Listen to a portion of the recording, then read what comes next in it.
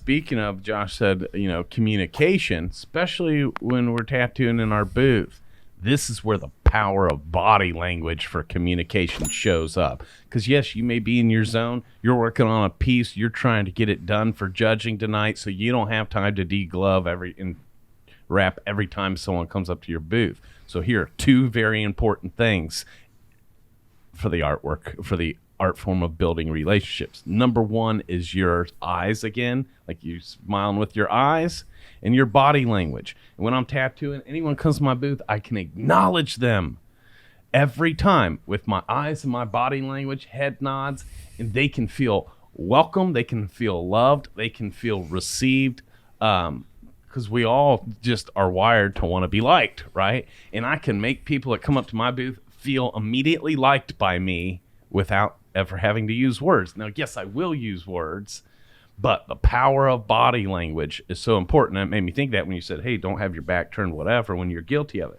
No matter what position you're in, you've got a peripheral. You just know when someone walks up, just give them an acknowledgement with your body language. Say what up, smile, then you can talk shit. So that's important. That's never not going to be a thing. Number two that you can have in place is your own hype man. In your case, oftentimes it's your wife. Man, she's great at it. Right? Yeah. Because, guys, here's three things that represent basically your wealth, your value in your life. Number one, in no certain order, but number one is your net worth, right? How much money you got is part of your worth, your net worth. Number two is your audience / clients, like your clientele, your audience, even on social media, is also what's going to source will bring value in your life. And number three is your network of people who you know.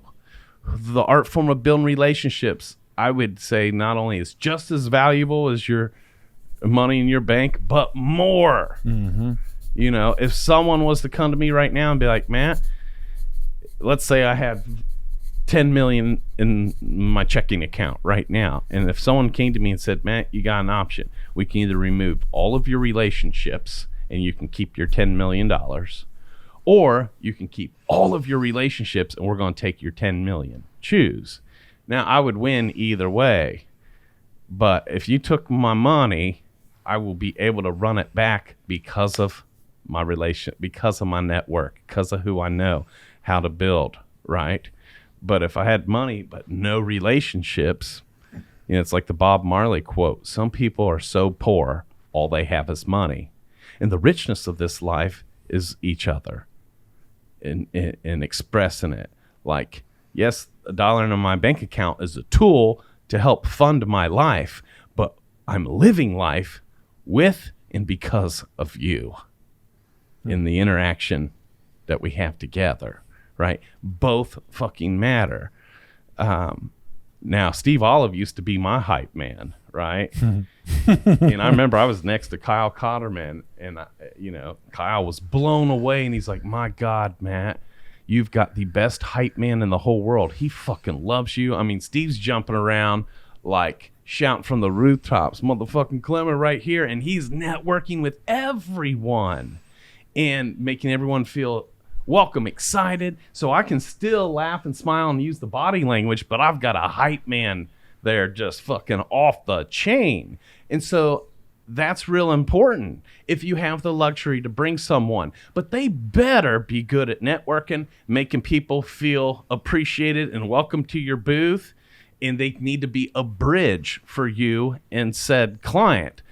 What you don't want to have is a fucking dud that's supposed to be networking your booth for you. They're sitting on their ass with their head down all day. And even when people come to the booth, they just look up and see, like, if you're looking to buy a print or something, and their head's back down, and they are wearing the boring hat. I'm bored. Yeah. I'm not, you know what I'm saying? You would be better not having anyone in your booth than a dud. Mm-hmm. Just my opinion. Yeah. But you need to have a front man, a hype man that is excited to be at this show and is excited that you just came up to the booth, to open the door for those relationships to be built. Keep in mind, everyone's intimidated. Totally. Everyone's scared. Yes. Yep. You look like you're the badass we came to look at. You know what I'm saying? And you can leverage that. People have you on a pedestal. You can leverage that. And I used to all the time. I remember, again, back to Massachusetts, there was a whole shop. I mean, as the years went on, people would come up and want my autograph and pictures and all that, which I found funny. I felt like Jesus. You know, the scripture says a prophet is without honor in his hometown.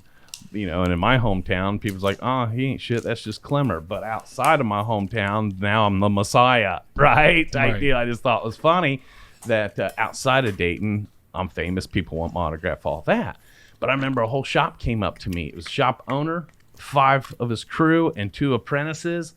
And they just came up to meet me. And they were blown away because I was actually genuine and I genuinely cared and nice. They were scared and they couldn't believe.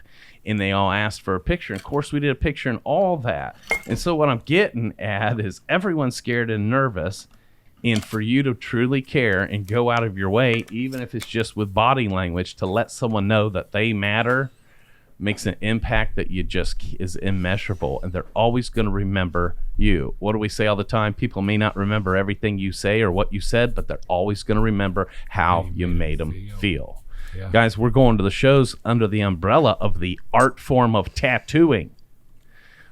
Yeah. But the real riches and the real art form is the art of building relationships across the board. Josh brought it up to Gav a few minutes ago. If you're just in your booth with your head down and not out, putting yourself out of your comfort zone to meet other people, you're robbing yourself of so many miraculous things, not only present, but future.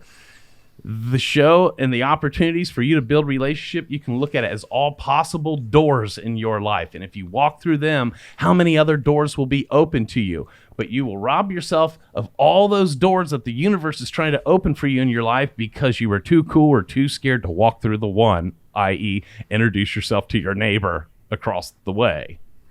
It's so, so powerful. You know, you talk about trophies. I would say at the whole convention, there's really only 10 to 15% of artists that's actually going for tattoo of the day. Not everyone's entering. Right? So what about all the people that aren't even planning on trying to compete with you to take the trophy? Well, what are they there for? Right? It must be more than a trophy. And it is. It's the experience, but it's the relationship. Josh brought up a few minutes ago, hey, you might actually, you don't know, you could meet a new best friend, right?